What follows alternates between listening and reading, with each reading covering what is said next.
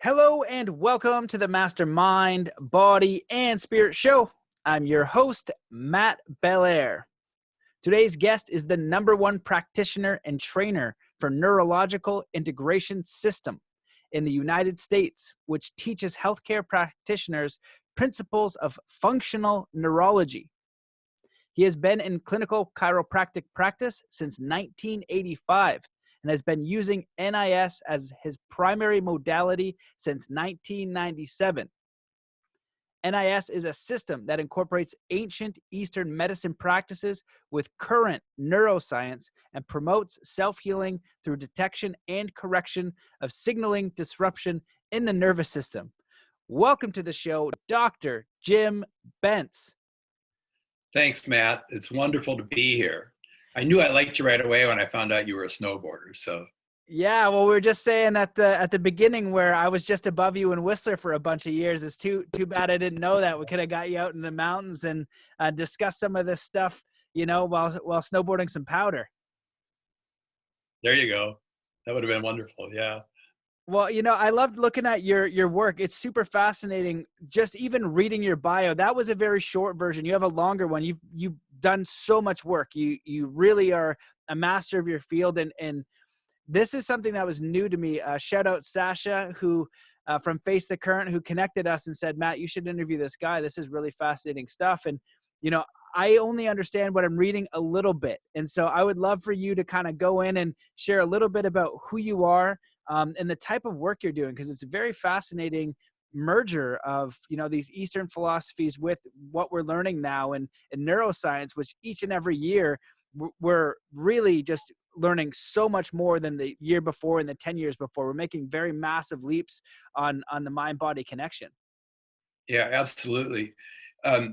Well, as you said, I was, I was trained as a chiropractor, but to go back even a little further, I was really fortunate in that I was raised in a kind of a very health conscious family. My dad was a dentist, but he was one of the first to actually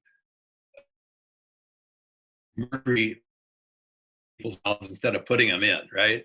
And that was back in the 1960s. And I remember when he learned that, he came home, and I'm the oldest of 9 kids, and he took us all down to his office, took out our amalgam fillings, and put gold in their place.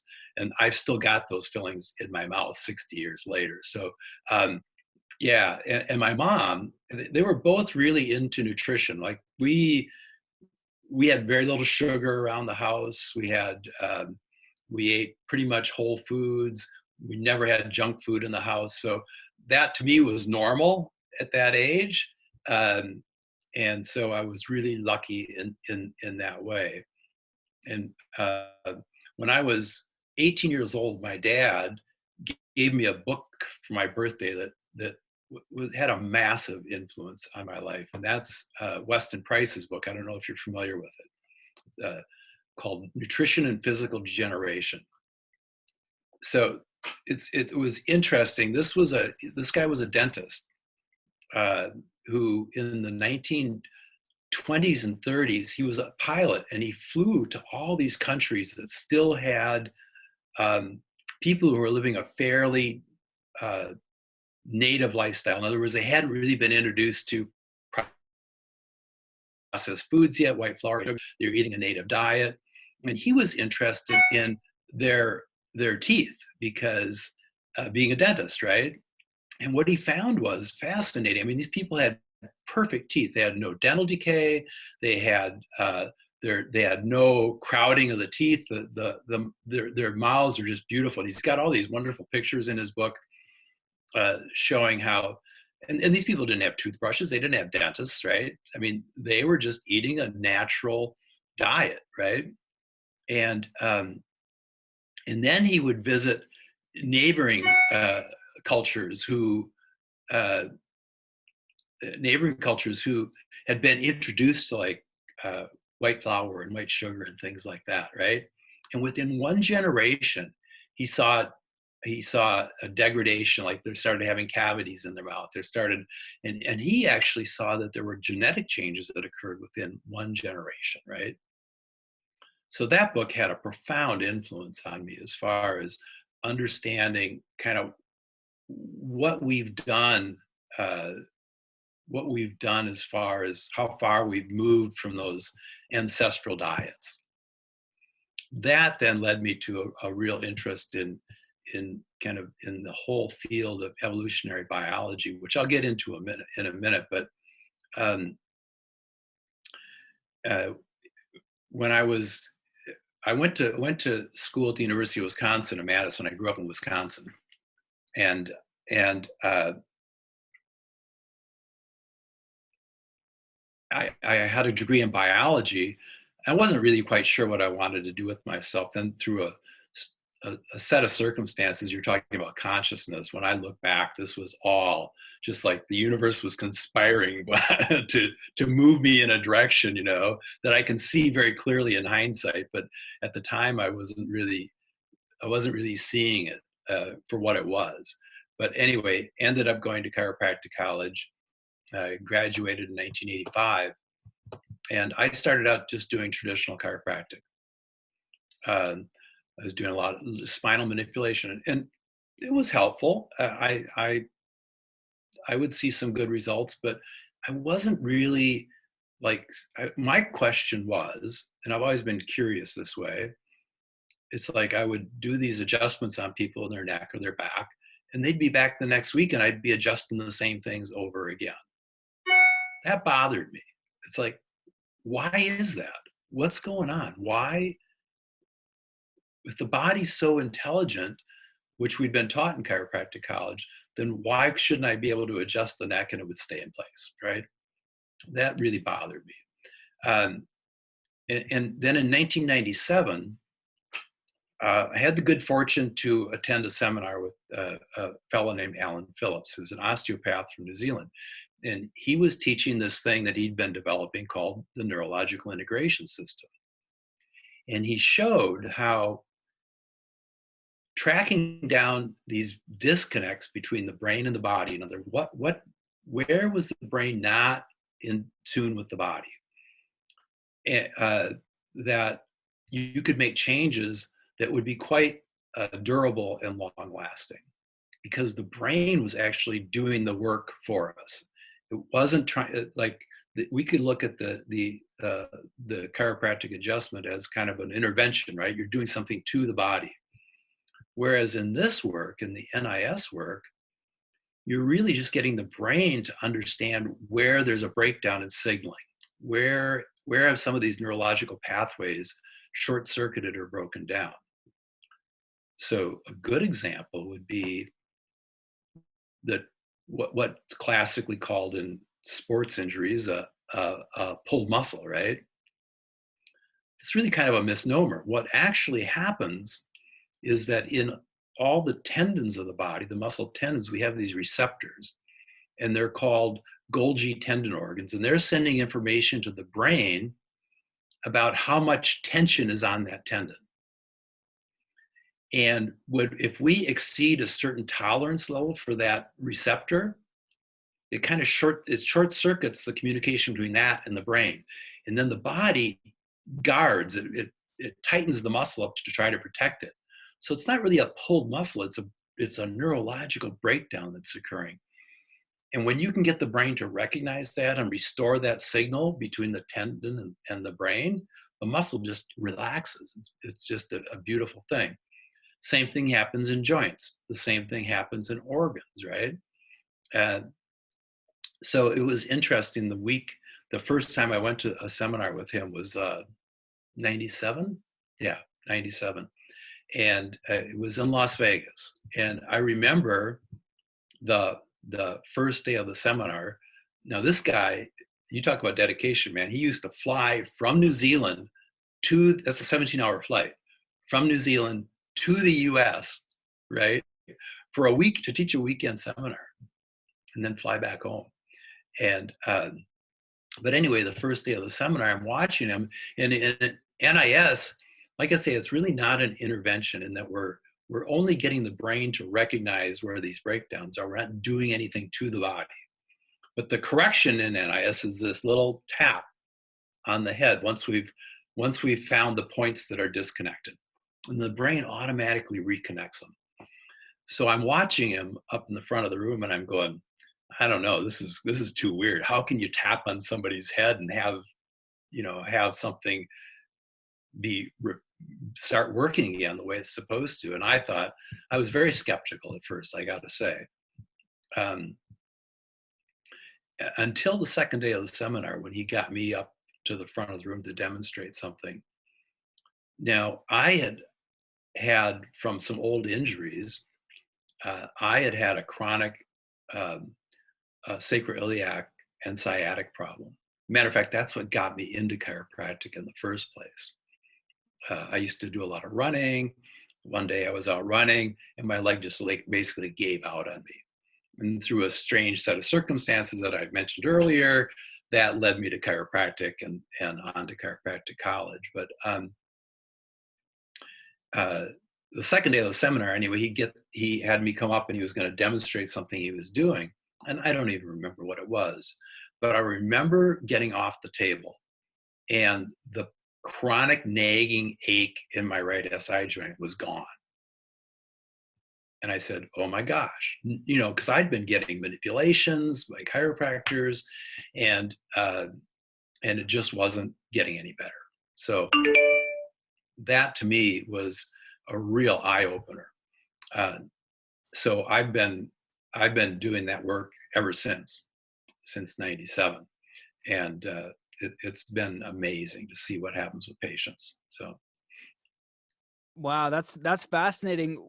The first thing that I think of when you begin to talk about this is I went to Dr. Joe Dispenza's workshops. I went to his progressive and then his advanced ones. And, if you know, his work is very fascinating, talking about, meditation, similar to Bruce Lipton, talking about consciousness, turning on and off genes and our ability to heal. And Dr. Joe is a chiropractor. And so I had met many chiropractors and I witnessed their discussions. They're very passionate about it. And I learned more about, the spine in that weekend that I ever have from these people and how, it's sending signals to the body, the central nervous system is connected to, and all of these various things.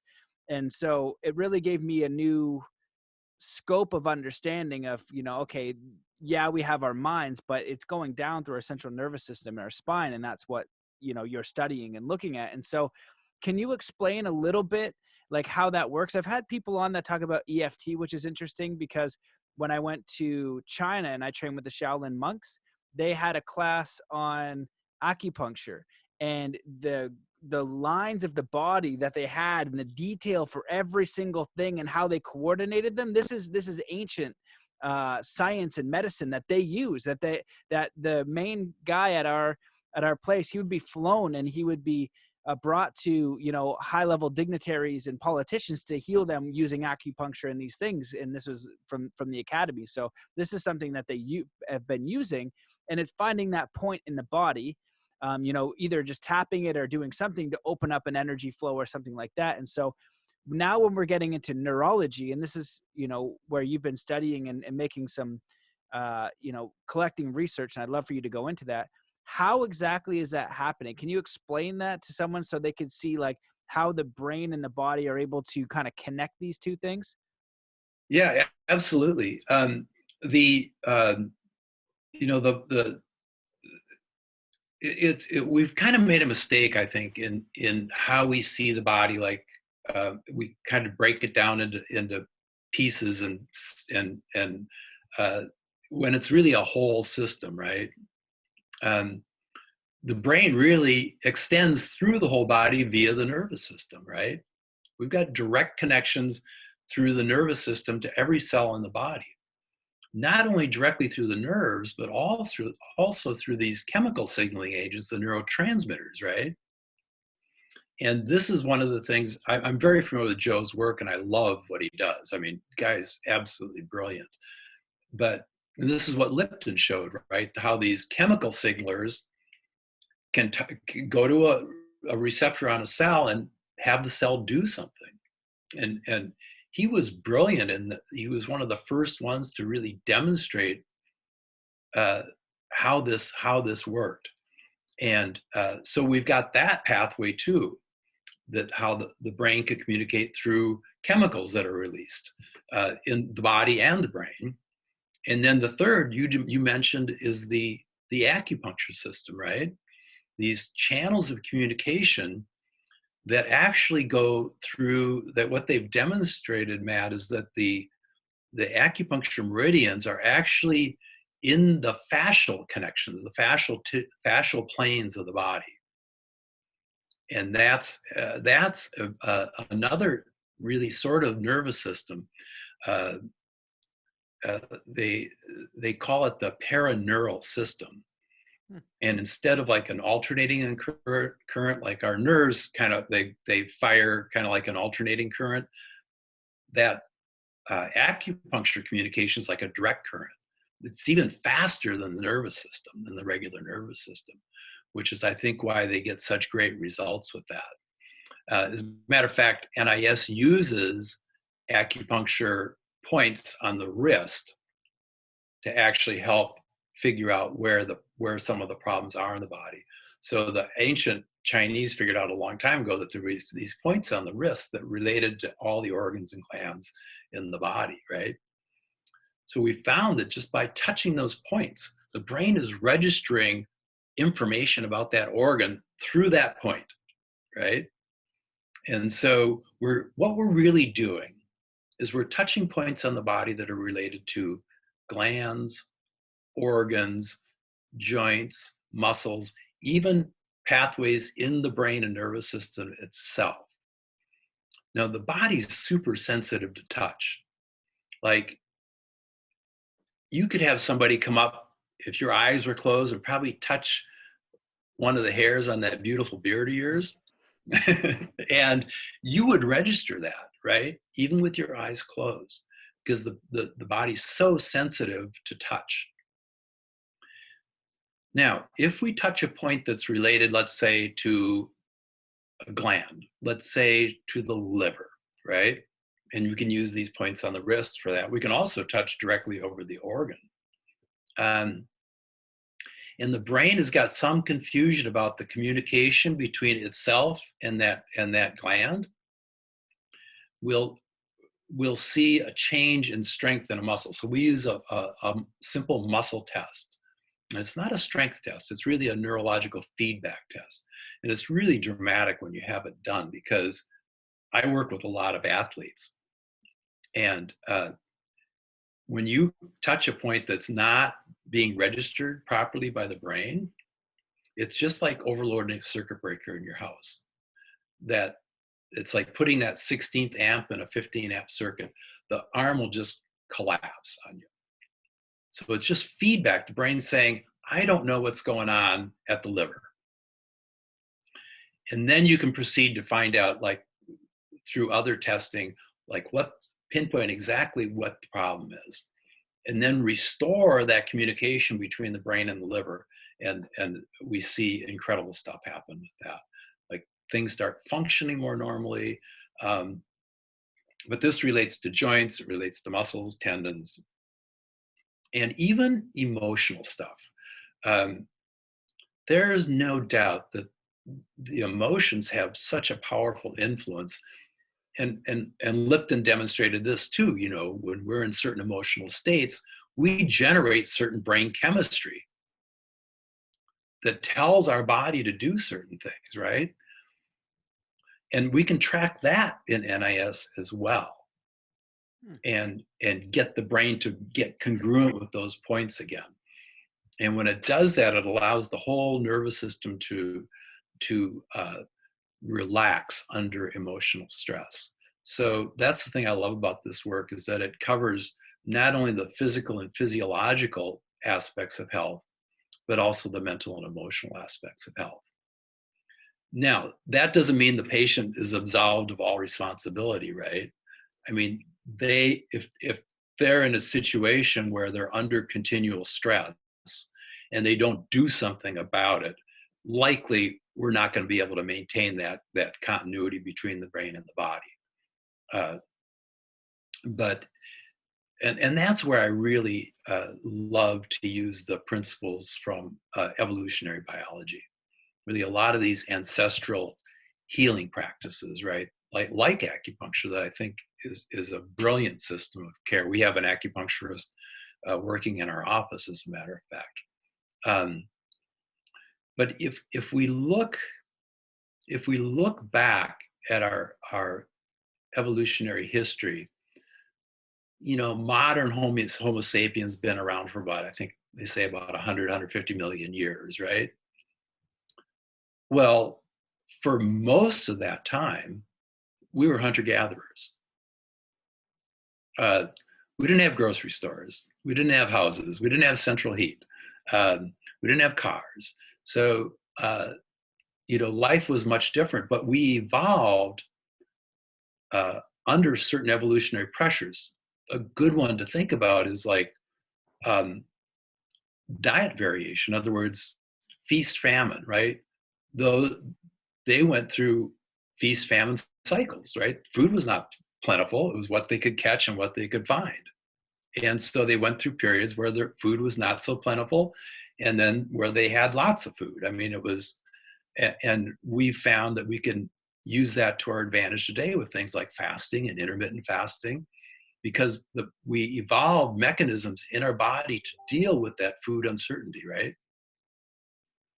And what we know is that using those strategies, even today, when we've got plenty of food, but by consciously choosing to limit our food intake at times, it has huge advantages. It's interesting that the only thing scientifically proven to increase lifespan is caloric restriction. Not meaning diets, like eating less, but as one of my mentors says, it's not about eating less, it's about eating less often, right? So that's just one example of how we can use some of the things from evolutionary biology to really improve our health today. I mean, I love fasting and intermittent fasting. It's made a huge difference for me in my health. Another one is, what they call, now they call it under different, cryotherapy or contrast therapy. I mean, we evolved living outside pretty much, right? We didn't have central heat. We had to be able to adapt to a wide range of temperatures. And again, those mechanisms for our body to be able to do that are still preserved in us. So we know, like, one of my favorite things to do is get up in the morning, get outside first thing in the morning, get my feet on the ground, get grounded, and maybe do some squats, or just face the incoming light. Now that does a couple things. Number one, it's usually colder in the morning. Then I can do some squats, get a little exercise, and reset my circadian rhythm, right? Which is another thing that we developed over our evolutionary history, is that sleep-wake cycle syncing up with the setting and rising of the sun.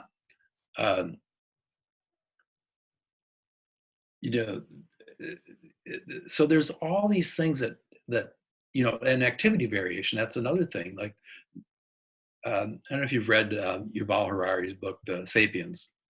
It's a great book, but he says, from all the evidence we have, it appears that hunter-gatherers really laid around a lot. They didn't. In other words, they had these periods of intense activity, like when they would be chasing game, but then they would spend a lot of time recovering. And this is one of the things that I see today with I'm all for exercise, but I think people don't give themselves enough recovery time. They don't relax and rest enough. So again, just mimicking some of these things that we evolved with, we found can really be beneficial. It's interesting, the agriculture the first agricultural settlements were about 10,000 years ago, which is kind of a very brief blip on our evolutionary history. So it's pretty recent, right? And there's some good evidence to show that um, shortly after the advent of agriculture, that people were shorter.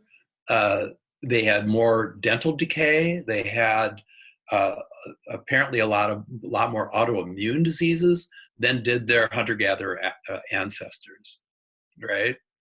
They were eating a lot of grains, um, and which have been shown to cause some problems, and not eating these ancestral diets as much, right? So it's just a fascinating to see how we evolved and where we've come. And like, my personal feeling is that we've gotten too comfortable. I mean, we live in these climate controlled houses. We drive everywhere. Uh, we go to the gym to work out, which is fine. But what about just like walking to the grocery store or something, right? I mean, it's definitely expedient to do those things, but um, uh, and just we don't stress our bodies enough. That's really the bottom line. Hmm. Wow. Well, you said so much there, and I was just enjoying listening because there were so many fantastic points. I want to kind of touch on one by one, or at least some of them. So if I'm understanding correctly, when you're looking at the AIS system, you're NIS. using, what is it? NIS? NIS, yes. NIS Neurological system. Integration. Okay, cool. You are using kind of these acupuncture points to do testing, to kind of like test the body using the neurology, using the pathways in the system, like the ingrained biology, our own engineering, to understand what's going on. Then when you do that, what I wanted to Right. ask was, once you kind of have that test, how do you link it back up? How do you like rehook it up so it begins to work again? And would you be able to share? Well, I'm actually going right into questions because I want to comment on so much of that. So I'm gonna come back. I'm gonna comment first. What you're saying about us becoming too comfortable, I think is so right. Actually, interestingly, over January, our coldest month, I was out training every night, going out and making some of my training, make sure I'm getting out in nature, going for runs, getting in the snow, going barefoot in the snow, getting cold, just engaging in the elements. It's one of the main training that my Native American teacher, David Lomber, has me do. And a lot of it's just getting out into nature, but there's a lot of supportive science that says you need to reconnect. And so a lot of it's cold, a lot of it's challenging and dirty, and I don't want to do it, but I forced myself to do it anyway and had really great results. And I had this epiphany that it seems like our comfort is killing us. When you go back in evolution and you looked at hunter-gatherers and how they had to live, they had strong backs, they had strong legs, they had great cardio because of their environment. They were forced to be tough and really see what these bodies are capable of doing. And now with modern comfort, we've just kind of gone so far one way. And you look at the world, in the Western world and developed countries, you have obesity, which Troy Casey was very interesting episode. He just talked about it as mutation, because you're eating all of this food that's not even real. You're not even getting the nutrients. Your body is so big, it can't function how it's supposed to. You don't think clearly or at your maximum optimal capacity. And so all of these things that we've taken, these comforts, we've gone out of from our natural way of being. And so it's so important to integrate those things back into our lives and how beneficial they can be in such a simple way. And so there's other stuff I wanted to share, but I'm curious if you can speak a little bit on, the new science that you're seeing come out from this field, and how is it that it gets reconnected so that we're back in. That's what I would love to understand. Yeah. Just like, how the heck does that happen? How are you able to reconnect it? Yeah, I'd be glad to share that with you. So we're using touch, basically. We're just touching points on the body. And we know through a lot of research, like even the ancient Chinese principles, we know those points are related to different parts of the body, right? Now that touch is being registered in a specific area in the brain called the postcentral gyrus, which is in the sensory cortex of the brain, okay?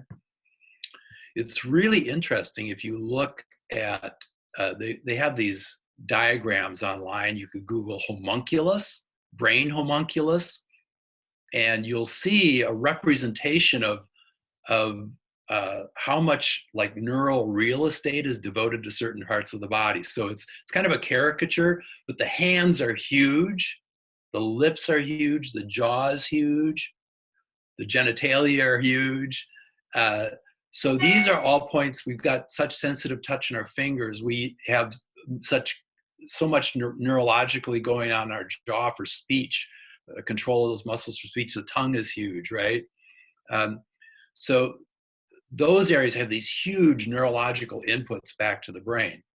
But when we're touching these points on the body, like I say, it's registering in that area, that postcentral gyrus, which sits just behind the motor cortex in the sensory cortex. So the way it works is this. You think about how we do something like, just like moving my hand, right? Those signals to my right hand are originating in my left motor cortex, okay?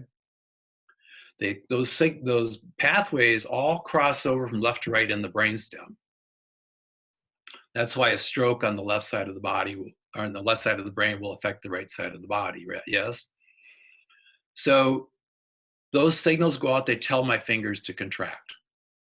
And then I've got all this sensory feedback, these motion sensors called proprioceptors in my joints, pressure receptors, hot, cold, pain, vibration receptors. They're sending information right back on those same circuits to the sensory part of the brain. That's how we get smooth motion, is by that sensory feedback. And then that sensory feedback actually modulates or changes the motor output. So we get nice, smooth, coordinated motion. So that we call that a motor sensory loop. It's just a loop of information that's going around at about 300 miles an hour. So several times a second, that pathway is firing, right? Well, when we touch these points that are related to these different organs, glands, joints, things like that, that information is registering right in that postcentral gyrus, in that sensory cortex.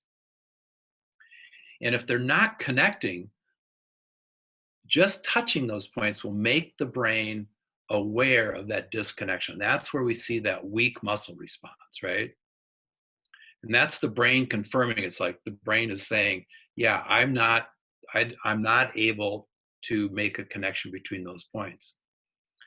And then in NIS, what we do is we just do a light sensory input, just a little tap over that postcentral gyrus while we're holding the points that we've found, right? And immediately you see a change. Like it's wild. I mean, you'll see tight muscles relax. You'll see joints start to function normally. You'll see changes in start seeing changes in certain organ function, like almost immediately. So it's just the brain reconnecting these points with the body. Now, so another question is like, why do these things break down? Like, why do these things break down? And they really break down because of we've exceeded a certain threshold of stress. And that's really individual. Somebody who's not well physically has a much lower threshold to stress than someone who's, like you, running around in the snow barefoot, right? So that's a very individual thing.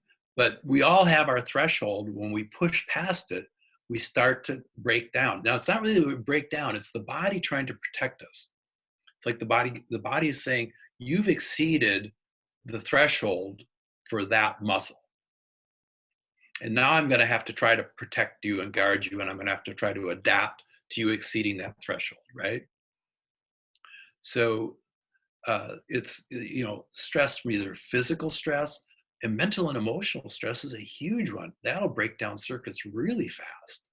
And again, through these chemical pathways that Lipton and others have described so well. So it's just really, a lot of the work is really more analytical, kind of diagnostic, trying to understand who's not talking to who. And then the correction is very simple. It's just this, we call it integration, which is this little tap on the head. See, that's what I say when I first saw it. I thought, this is too simple. How could it be that simple? But you know what I found over time, Matt, maybe you've seen the same thing, is that the most elegant solutions are often the most simple solutions, right? Yep. So Yeah. Well, it's super interesting because as I'm listening to you talk, what it's making me think about, I want to do the splits. I yeah, was always able to do the splits. I haven't really been stretching too much in my training, just a lot more running, a lot of different training, and stretching takes time, man. I only got so much time in the day to train. I wish I could train more often, but I got about an hour, sometimes 2 hours. And so, I've been lacking on my stretching. And so I started looking things up, and there's a guy named Pavel Tsatsouline. I don't know if you've come across his work. I haven't. Very fascinating guy. He's this Russian strength coach. He popularized the kettlebell, and he also does things on stretching and his stuff is amazing. I've gotten so much stronger by using his protocols, which were very simple too. I never did a deadlift in my life because I don't know why I would ever deadlift. And, I was a skateboarder and a snowboarder, so I didn't want to go to the gym. I would only do martial arts type of workouts, which was like hitting the bag and running and cardio circuits, things like that. Never touched a weight really. And so, I looked at his protocol, and what it was 3 sets of 5 deadlift every Yeah, second day. And so it doesn't blow out the body. right. You recover fast, and it takes you no time. So you could do that along with your training. So I started doing that in Vancouver when I was skateboarding all the time, because I didn't want to train, blow my body out, and not be able to skate, because skating takes a lot of energy, especially when you get older. And so I started to do that and got incredibly strong. And then Yeah, I added some of his other protocols, which were very minimal, and got incredibly strong. Now at home, one of the suggestions I give to people that work in office jobs, or they say they don't have any time, he says, get a kettlebell that you can swing 10 times with one arm, and you need to know how to swing a kettlebell properly. Do 10 sets of 10 swings throughout the day. That's 700 per week you would do, so 2,800 a month, right? And your body will adapt to that. It's such a high level exercise. So have that, and also a pull-up bar in the yeah, house. And so just doing those simple things over time create an extraordinary result. And so I was looking at his book on stretching. And so he's sitting there doing this Russian stretch, and he's this jacked Russian guy, never has a shirt on.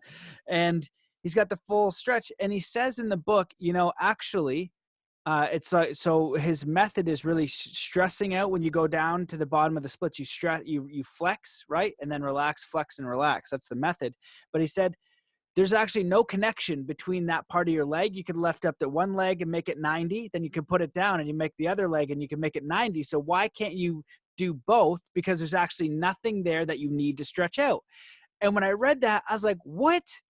And he's like, it's simply neurological. It's simply that your brain thinks that you're going to be putting yourself in a compromised position.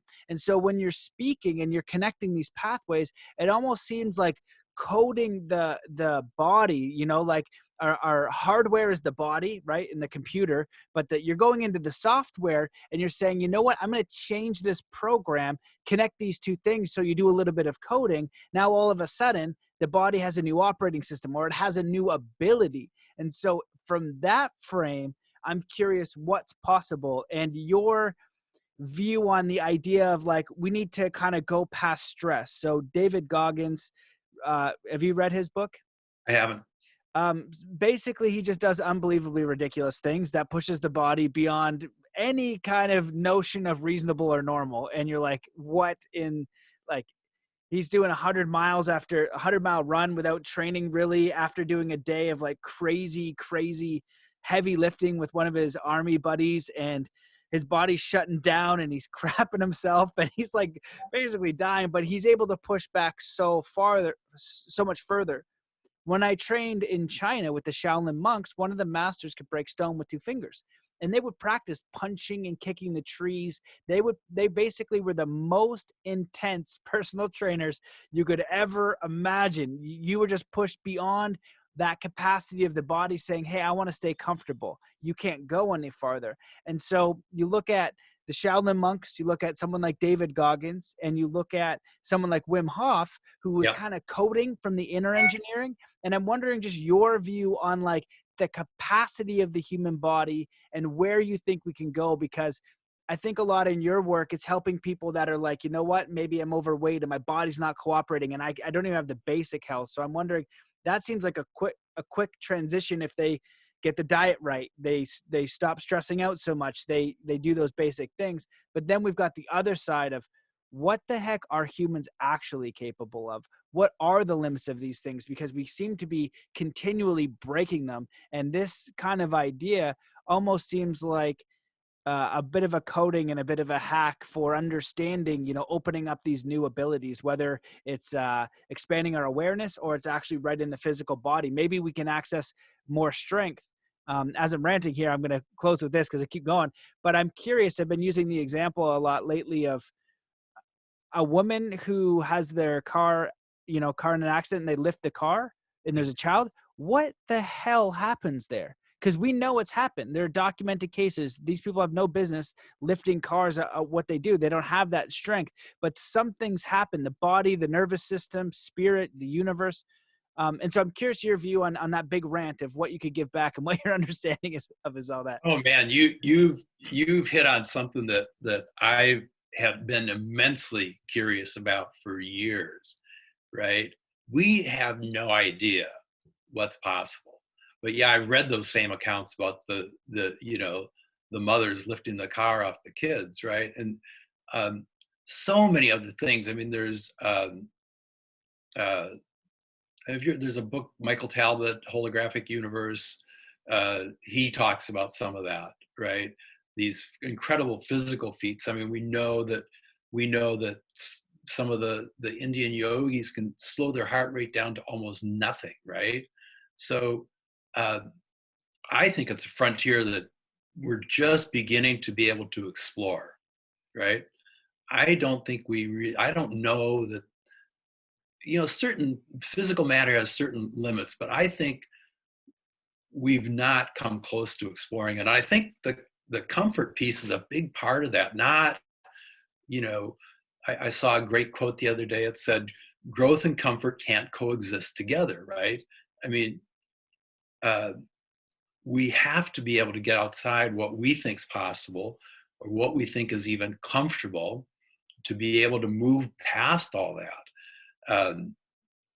Yeah, I know a guy, an acupuncturist, who spent some time with the Shaolin monks, and the stories he told me, I was just like, are you kidding me? I mean, crazy stuff, right? So yeah, to me, it's a fascinating area. And I think if we can, that's one thing I love about being able to use this work in my practice. I work with some athletes, and they're really excited about it because they can feel the difference, right? In like how they can kind of push beyond what they thought was possible. But then I have to question, like, how much of that is just I think that's really in the realm of consciousness, Matt, that we're talking about, as far as we set our own limits consciously, right?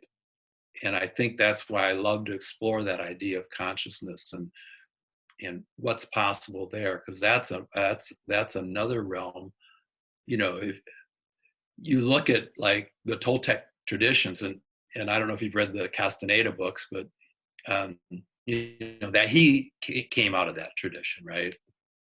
And I don't know how much of that's fact and fiction. Doesn't really matter.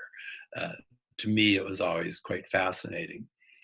So, this idea that somehow consciousness, mind, brain, that these are somehow separate entities, they're not.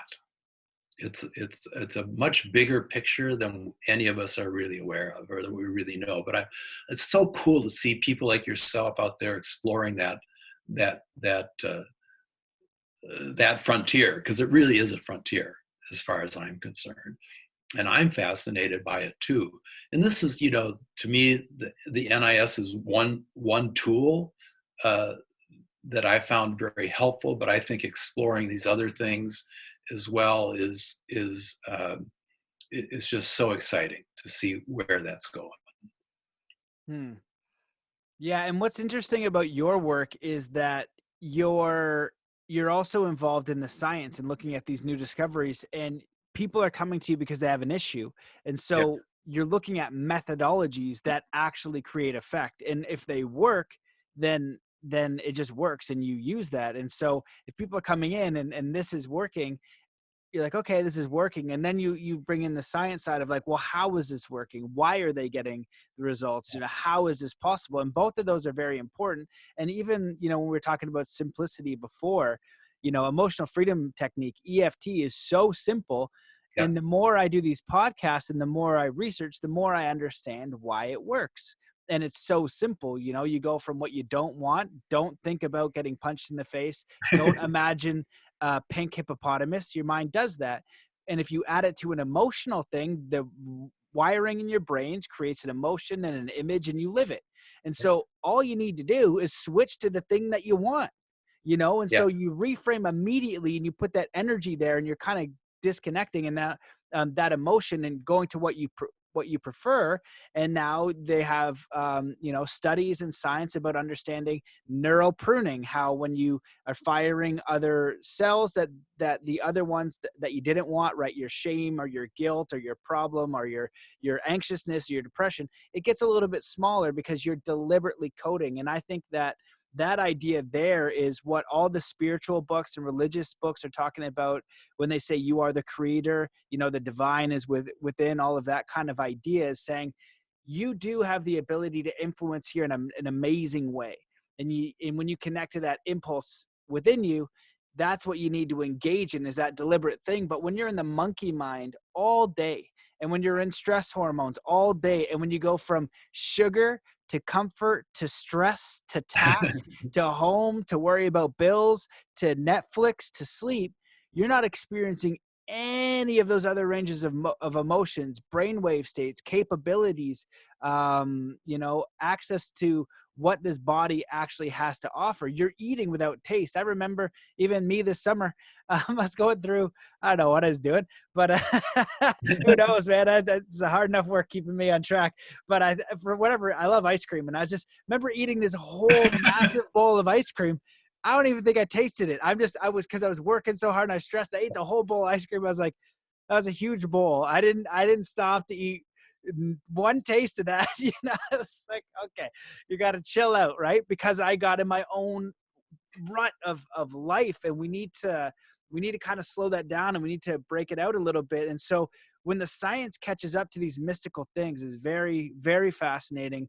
And I'm curious, in what have you seen in the most exciting discoveries as far as brain research, or what you're seeing in the field that's saying, we're catching up, and holy smokes, what does this mean? Because some of those pioneers for me are Dr. Bruce Lipton, Dr. Joe Dispenza, Autobiography of a Yogi, although he didn't really, even though they say it's science, and there's some saying that goes, it's mystical until science catches up with it. Somebody can correct me and throw it in the comments somewhere, but you know what I'm talking about?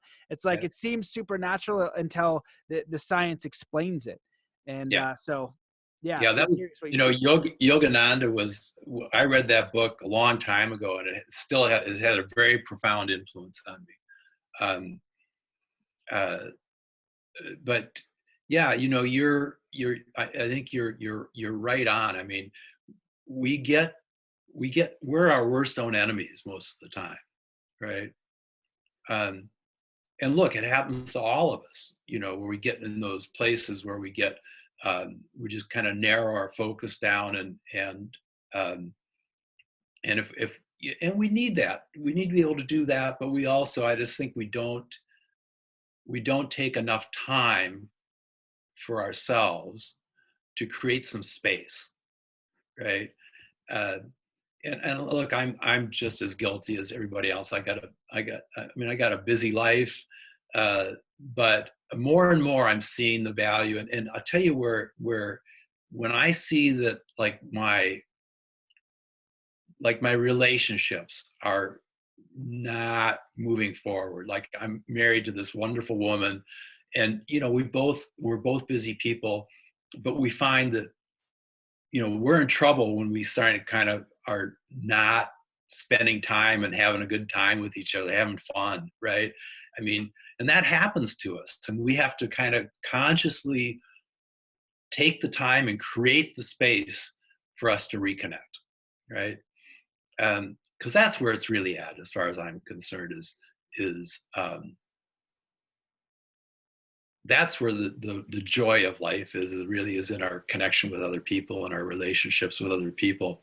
There's a danger getting a little too self-focused.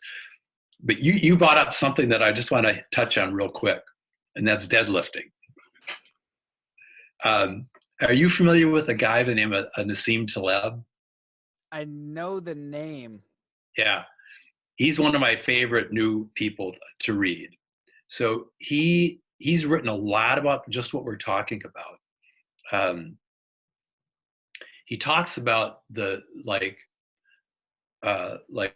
what he would say are natural, like getting outside and being in nature, but for exercise, so this guy was interesting. He was a trader on Wall Street for years, and then he moved away from that field and started looking at systems, because he was interested in, first of all, economic systems and how they worked. And then he looked at all systems and how they worked, and he found a common thread, which was the more you intervene in a system, the more fragile it becomes. And the more you follow like natural inborn things, like our natural propensity to deal with fasting or cold or stuff like that, it actually enhances things. But he had some back problems, and of course he went to a doctor, and he said, well, you need to have back surgery. And he said, I don't think so. I don't think I'm going to do that. And he started doing deadlifts and healed his back. And that's his favorite exercise in the world anyway. And so that's what I started. I do deadlifts at home, and I have a pull-up bar. It's weird. Because I prefer that over going to the gym any day. And it's much less, it's quick, it's fast, I'm done.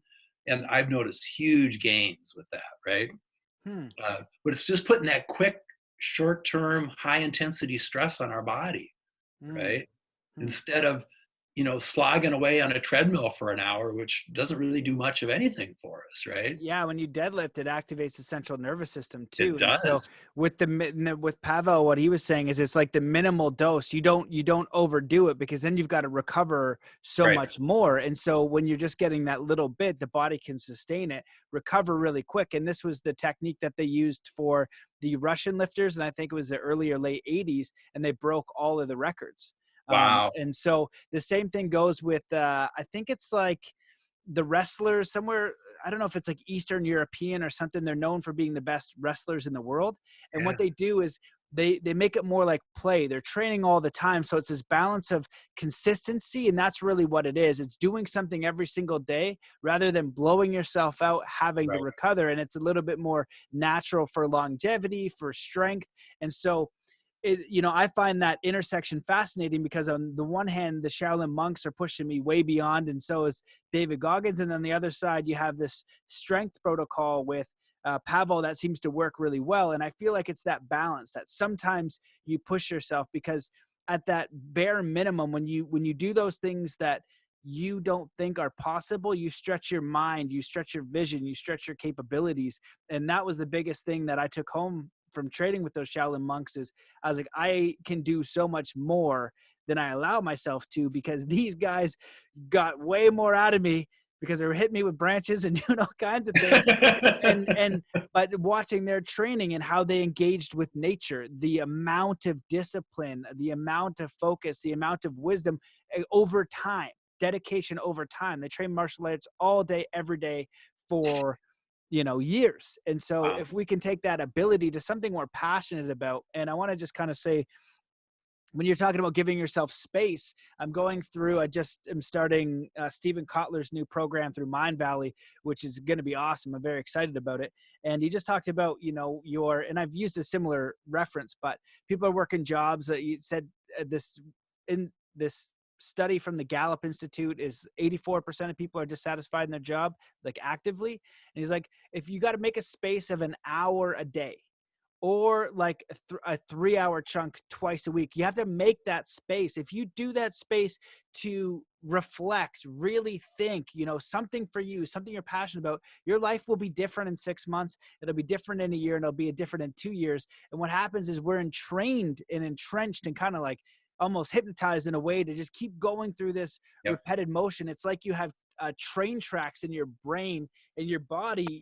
It's like you go to work and you didn't even think about it, or, you have the day off and you're driving to the office and you're like, why am I doing this? It's because your body is so entrained in what you're getting it to do. And so it is possible to set new tracks. And it's important that I think that physical way of training the body, that discomfort, that pushing, all of that is helpful. And even just cold showers, Yep. it's all helpful for your neurology, your mental toughness, your capacity, your belief in yourself. And it's essential training in my view anyways.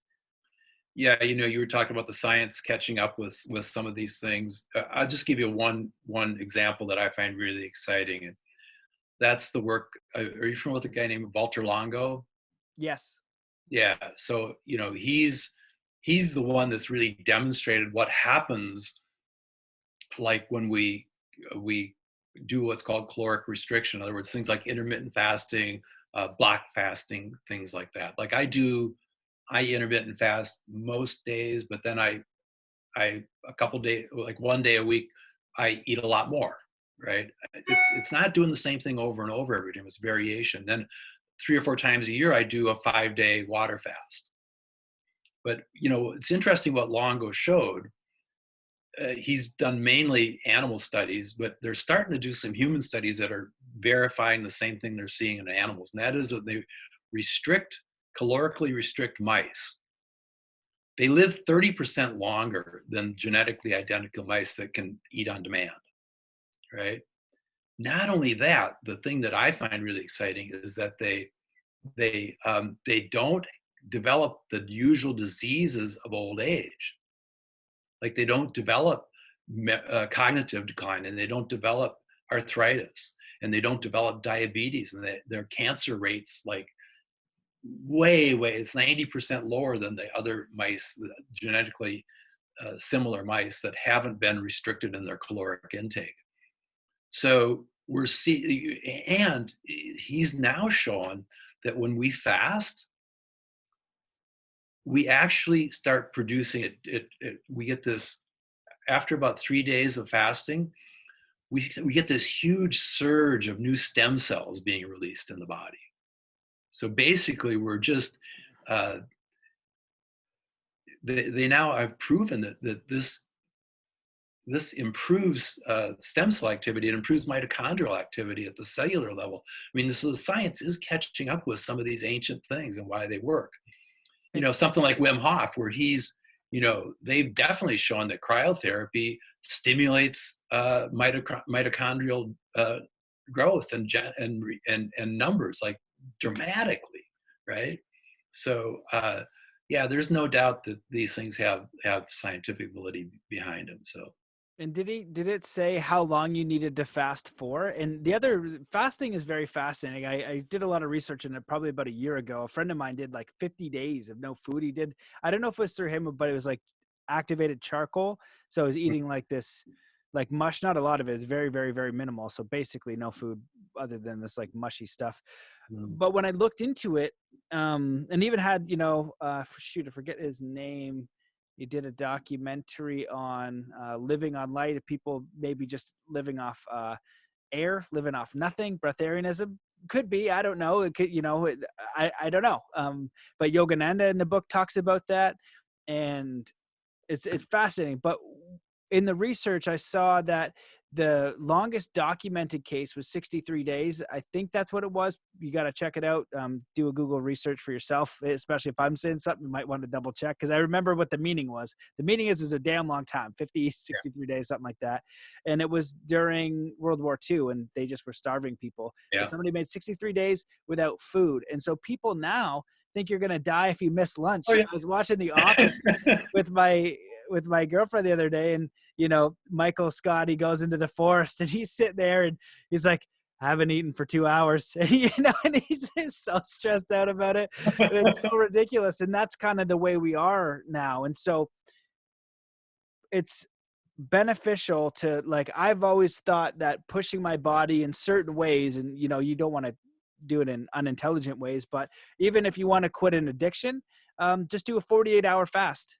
It resets everything. As soon as I do that, I'm able to reset everything, like even neurologically, because I'm in the patterns of coffee and eating too much and whatever. Yep. And then I can dive back in and I've reset everything. I actually did that recently in January, because over the holidays, too much junk food, too many casual beers. And so I was like, all right, here we go, and it's helped reset. And now a much better diet than I was before, much more focused, much more productive. And so I think it's that middle way, that path of what can you sustain long term. Yeah. Well, here's what the science shows, Matt. 5 days of water fasting is optimal. So you don't have to kill yourself, and you'll get as much benefit out of a 5-day water fast as you would going 10 days. They've shown the optimal benefit is 5 days, and that's based on a lot of good science. But even a 48-hour fast, like I do that quite often, and the thing that strikes me on the fasting, you mentioned it, but it's that, like, that mental clarity that comes with it is amazing. It is so funny when I tell people I fast and they go, you mean you don't eat? Like, they're like, are you sure you can do that? Is that okay? Is that safe? I mean, yeah, it's crazy. But if you watch, I mean, I just observe other people a lot because I find them fascinating. But people they're always putting something in their mouth. I mean, they're eating bars and they're eating something out of a bag. I mean, they're eating constantly, and that's spiking our blood sugar all day long and provoking this insulin response, which is just, yeah, I mean, it's really saddening to me to see people struggling with obesity and things like that, when it's totally preventable, right? But again, it's how comfortable do you really want to be? Yep. Yeah, I agree. And I think the water fasting is a fascinating one, just because that mental clarity, I remember the first time I had it, it was like, holy crap, I wish I had thought like this all the time. And what I found is that it's not even that I'm hungry after a while. I just addicted to eating. I just want to eat. I'm bored. You want to eat for all these other reasons. And the second day for me is easier than the first. And so if you haven't tried it, give it a try. And even, a mono fruit diet, like just grapes. And I did that recently too. And someone's like, why'd you eat just grapes? And I was like, I don't really know, but I had Dr. Henry Morse on my podcast, and very fascinating guy, he's a proper doctor working with a lot of people with terminal illnesses, these different things. And I say, what do you do if somebody's like, they're going to die, they have a tumor, they're like basically done for? What do you recommend for them? And he said, 40 days of grapes. He's like, it's so alkaline. You know what I mean? Let's get your body back on. And he's like, we've seen tumors shrink. We've seen cancer heal. We've seen all this stuff from 40 days of grapes. And you can fill yourself up on grapes. And I recently had another guest on the Sprout book, Doug Evans, that's it. And he just talked about how he was living the American diet. He's like, I couldn't imagine not eating pasta and bread and Chinese food. And someone was saying, you could just fill up on your favorite fruit. And so even that, it's a switch if you've never done it. And that's why I like to do all these things. I like to do, really hard, long meditations at times. I've done all these different practices, and, it doesn't give me like some sort of enlightenment or higher consciousness, but it gives me a frame of reference for possibility within myself and what I'm capable of. Otherwise, it's an idea. And so all of those things, they accumulate over time, and they allow you to see your own self and the boxes you're in, so you can kind of notice your own ruts if you've gone a little bit too far, and it gives you more awareness of self. And it gives you also a frame of reference for how you feel. How do you feel if you just eat KFC every single day? How do you feel if you eat too much candy? How do you feel when you add running every day in your diet? How do you feel when you shut off all your social media and just receive positive mental nutriments, as they say in Buddhism, and study and all these different things? And you notice the results you get and how much better you feel. And the problem is that when you're in a space you're not inspired to be, it's hard to kind of get to that next one. So just do one simple thing, like the walk in nature, 15 minutes. If you're doing nothing, you're overweight, you're depressed, everything's the worst, just do 15 minutes of walking outside. Just that every day, in addition to all your other habits, it'll change the game. It's one new thing, and you're giving nature, and you're giving not sameness, complexity, something different. You're introducing something different to your body, to your mind, and now that's going to offer that little bit of space to do a next thing and do a next thing. Right on, man. That's beautiful. I mean, I couldn't have said it better.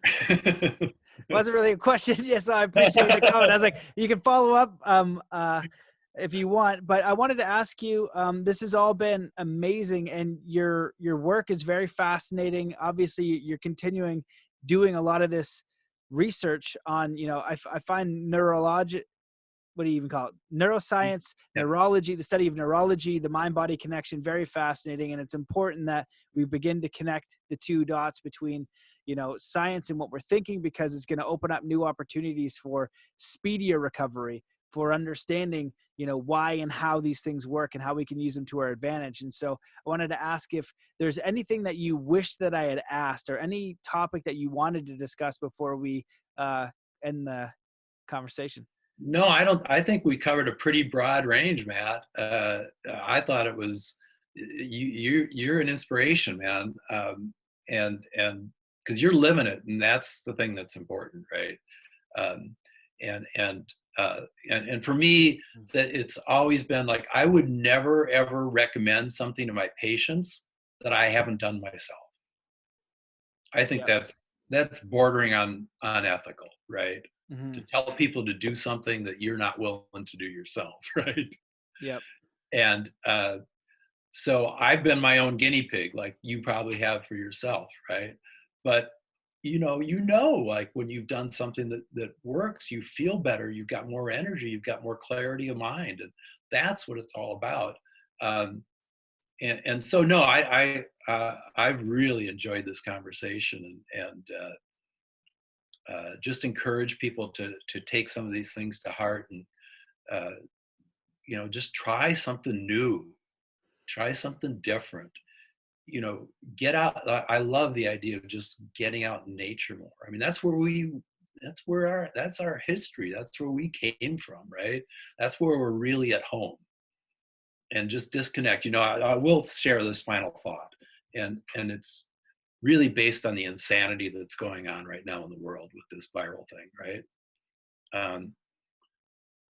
It brings home to me that how fearful people have become, and that so many people are living in this state of fear when they don't need to be there. And it's kind of sad to watch for me. But people are just all wound up about this, and it's and you don't think clearly when you're in that state of fear. So anything you can do to get yourself out of there, do it. Absolutely. I totally agree. It's such simple advice to just do something different. And the best teachers that I've had and really respect, it's those simple things, do something different, get out in nature, and try new things. Cause it's about breaking those patterns, and it's really sound advice. And this whole conversation is fascinating. And I have a lot of things to look up, because there's a few people that I wrote down that I didn't know. And also just, I like how you combine both worlds. You've got that science background where what's happening in the brain, what's actually going on there, what chemicals are being released. And so we understand that, because then it gives us more information and maybe willingness to try when we're kind of be able to put, oh, this is what's actually happening. And so now it gives me more motivation to try it. And I think that's important, because a lot of people are very logical. And so, that's reasonable. And so the more science that we have towards why these things work, I think the more motivation people are going to give it a shot, so they can experience the change and transformation that they want. So Yeah. I mean,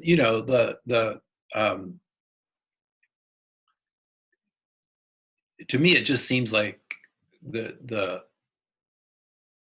people who are eating kind of the standard American diet, they're taking prescription drugs. That's not working real well for us, right?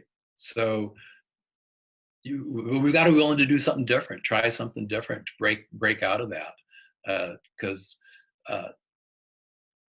we've got so much more potential than what we're exploring at all. So I love how you think, man. well, it's been a pleasure. I hope we stay connected. And where can people find more about you if they want to dive a little bit about dive into more of your work, or maybe experience one of these sessions? Where would they go? Yeah, well, so I'll give you a couple resources. So the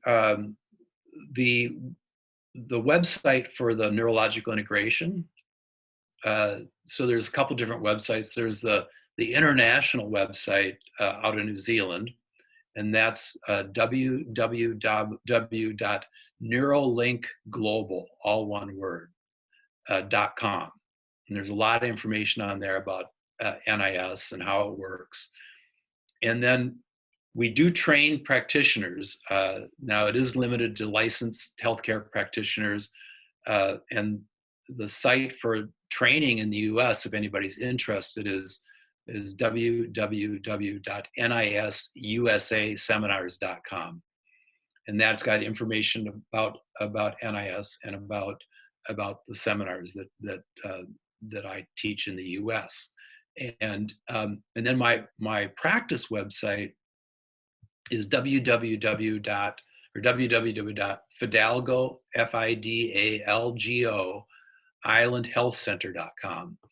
That's the name of the island that we're on here, out in the San Juans. And we share, I've got some blogs on there where I talk quite a bit about some of these strategies that we've talked about today. So I encourage people to go there. There's a lot of good resources on that website under the blog section.